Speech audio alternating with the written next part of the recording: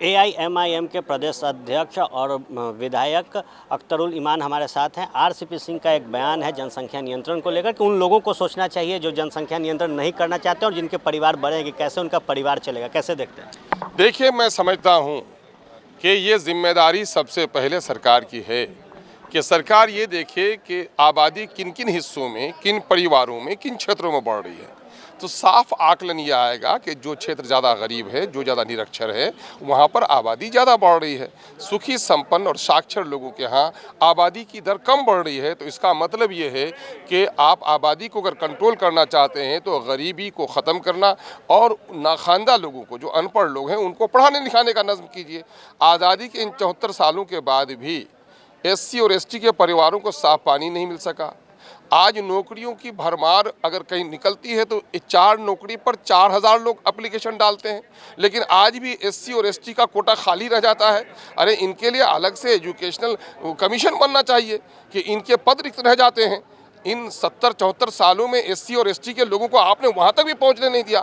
उनके बारे में नहीं सोच रहे हैं। दलितों की बस्तियों का बुरा हाल है, उनके बारे में नहीं सोच रहे हैं। वहाँ स्कूल कैसे खुले, वो साक्षर कैसे हो, इन बुनियादी मुद्दों पर सोचना होगा। इन बुनियादी मुद्दों पर सोचे बगैर ये सिर्फ पागल और दीवाने की तरह गलत बयानी, फोहर बयानी और चटपटी बयानी से काम नहीं चलेगा। एनपीआर का जिक्र केंद्र सरकार कर रही है, क्या ज़रूरी पड़ रहा है बिहार में जो आरसीपी सिंह को अलग स्टैंड दिखाना पड़ रहा है जनसंख्या नियंत्रण पर? बंगाल में चुनाव है, असम में चुनाव है, फिर आरसीपी सिंह क्यों बोलो? डैमेज कंट्रोल कर रहे हैं या डैमेज बढ़ा रहे हैं?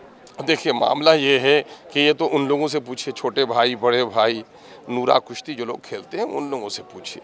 पिछले दिनों का रिकॉर्ड बाकी है कि एनपीआर एनआरसी के ताल्लुक से किसका क्या रोल रहा है। निश्चित तौर पर ये थे एआईएमआईएम के प्रदेश अध्यक्ष और विधायक अख्तरुल ईमान। साफ तौर पर कहना है कि जो बातें कही जा रही है एनडीए के घटक दल द्वारा वो कहीं ना कहीं लोगों को दिग्भ्रमित करने वाली है। इसके साथ ही उन्होंने कहा कि सबसे पहले उस क्षेत्र में ध्यान देना चाहिए, उस जगह पर ध्यान देनी चाहिए जहाँ की आबादी ज़्यादा है और वहाँ से सरकार को तय करना चाहिए कि आखिर इन इलाकों में जनसंख्या बढ़ी क्यों। साफ तौर से इन्होंने कहा है कि एक विशेष समुदाय को टारगेट किया जाता है और बात अगर की जाए तो दलित समाज पर सरकार ध्यान नहीं देती और यही कारण है कि अगर जनसंख्या नियंत्रण पर कानून बन रहा है या बनने की बात हो रही है तो सबसे पहले सरकार को खोजना चाहिए कारण क्या है और क्यों जनसंख्या नियंत्रण करने की आवश्यकता पड़ रही है, क्यों लोग जागरूक नहीं हो पा रहे। बने रहे फर्स्ट बिहार झारखंड के साथ, सहयोगी बारबर के साथ, मैं आर्यन, फर्स्ट बिहार पटना।